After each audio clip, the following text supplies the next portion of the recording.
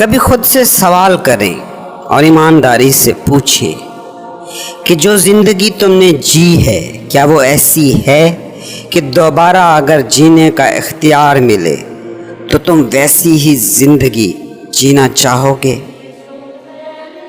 یقین مانیں بہت ہی کم تعداد میں ایسے لوگ ہیں اور رہے ہیں کہ جو یہی زندگی دوبارہ بھی جینا چنیں گے۔ بہت کم لوگوں کی آنکھوں میں تمہیں وہ روشنی ملے گی جسے زندگی کی روشنی کہا جائے، ورنہ مایوسیاں ہیں اور دکھ ہیں جو آنسو نہ بھی بنے تو بھی آنکھوں سے جھانکتے مل جاتے ہیں۔ بہت تھوڑے سے لوگوں کے دل میں زندگی کا دیا جلتا نظر آتا ہے۔ اگر زندگی کے حوالے سے رویہ یہ ہو تو پھر یہ بھی نیچرل ہے کہ زندگی بوجھ جیسی لگنے لگے۔ ایک بوجھ ہے جو بے سوچے سمجھے ڈھویا جا رہا ہے، جسے تم بڑے دعوے سے زندگی کہتے ہو۔ اس کو زندگی کہنے کی بجائے موت کا طویل راستہ کہا جائے تو شاید یہ زیادہ درست بیانیہ ہوگا۔ غور سے دیکھیں خود کو اور ارد گرد کو بھی۔ لوگ زندگی کے نام سے دھیرے دھیرے مرنے کی مشق کر رہے ہیں۔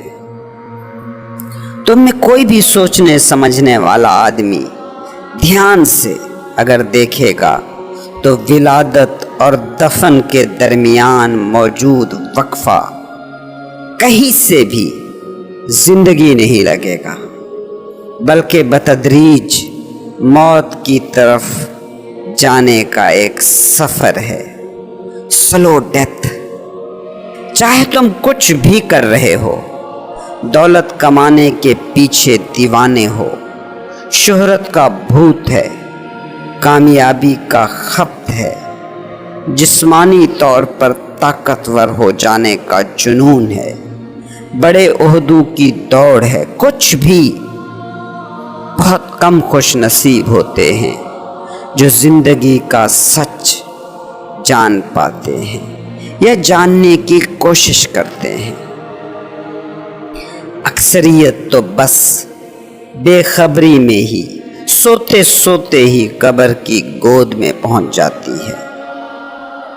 جتنے بھی رستے ہیں، چاہے وہ جتنی بھی مختلف سمتوں میں جاتے دکھائی دیتے ہوں، آخر میں خبر یہی لگتی ہے کہ وہ ساری راہیں موت کی طرف جا رہی تھی۔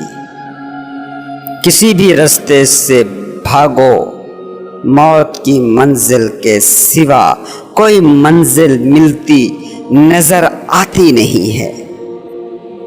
پرانے مصر کی بات ہے، ایک بادشاہ ہوا کرتا تھا، بہت طاقتور، بہت زر و جواہر اور مال و اسباب والا۔ کہتے ہیں ایک رات آخری پہر اس نے خواب میں موت کے فرشتے کو دیکھا۔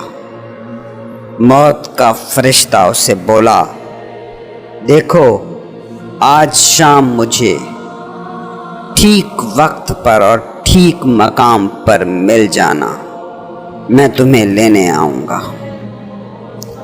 وہ پریشان ہو کر اٹھ بیٹھا۔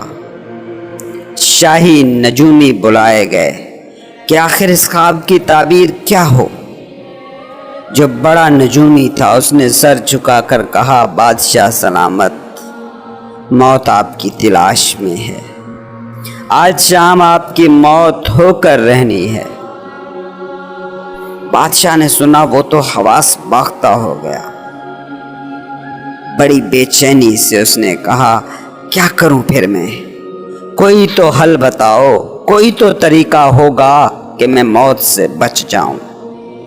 شاہی نجومی تو بادشاہ کی یہ بات سن کر چپ ہو گیا، مگر چھوٹے نجومیوں میں سے کسی نے کہا، حضور کسی تیز سواری پر بیٹھیں اور کہیں دور نکل جائیں، اپنے اس محل سے کہیں دور چلے جائیں۔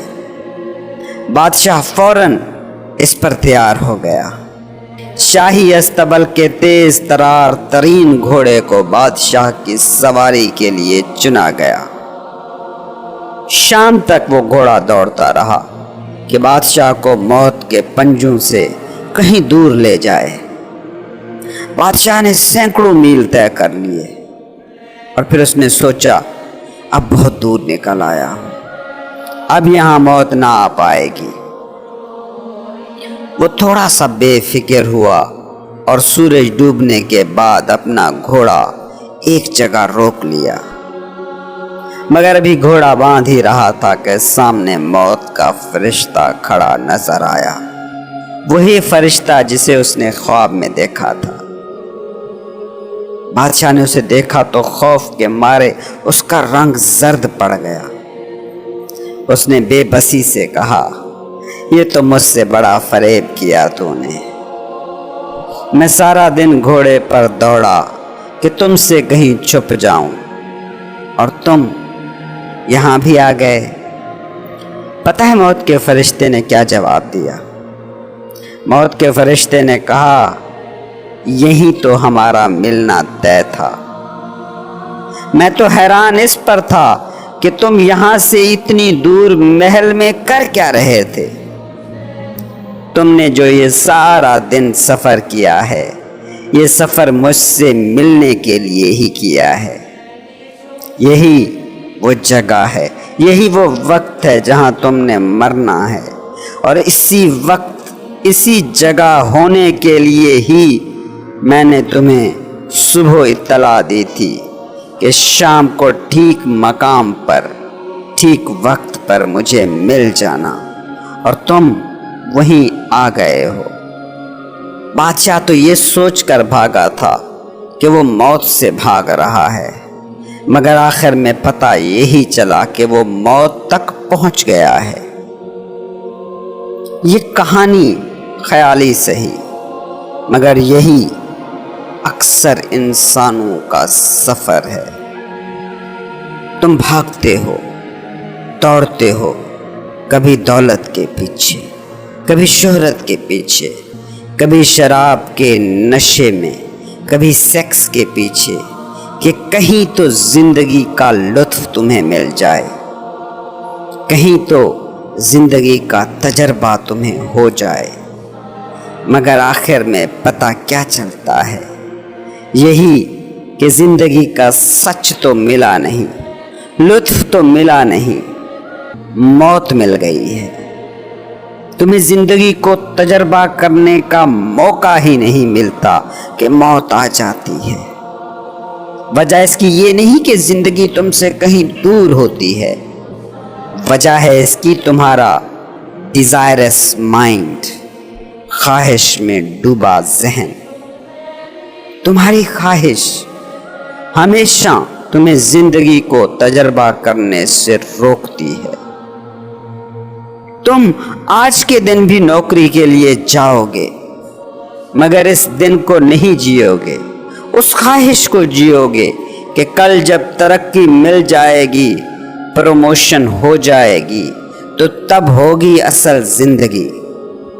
تم آج بھی دکان پر بیٹھنے جاؤ گے، مگر آج کا دن نہیں جیو گے، بلکہ اس دن کی خواہش کو جیو گے جب تمہاری دکان فیکٹری بن جائے گی۔ خواہش کے ساتھ بس ایک ہی مسئلہ ہے کہ یہ یہاں نہیں ہوتی، یہ ہمیشہ کہیں اور ہوتی ہے، کسی متصورہ مستقبل میں، اور زندگی ہوتی ہے یہی، خواہش ہوتی ہے کہیں۔ اس صورت میں زندگی کا تجربہ ہو کیسے؟ یہ زندہ انسان کا المیہ ہے کہ اس کا سارا سفر زندگی کی مخالف سمت ہوتا ہے۔ نہیں کہ بزنس نہ کرو، نہیں کہ پروموشن نہ پاؤ، نہیں کہ شہرت نہ ملے، مگر یہ سب اس قیمت پر ملنا کہ زندگی ہی مس ہو جائے۔ کہیں سے بھی ذہانت تو نہیں کہا جا سکتا۔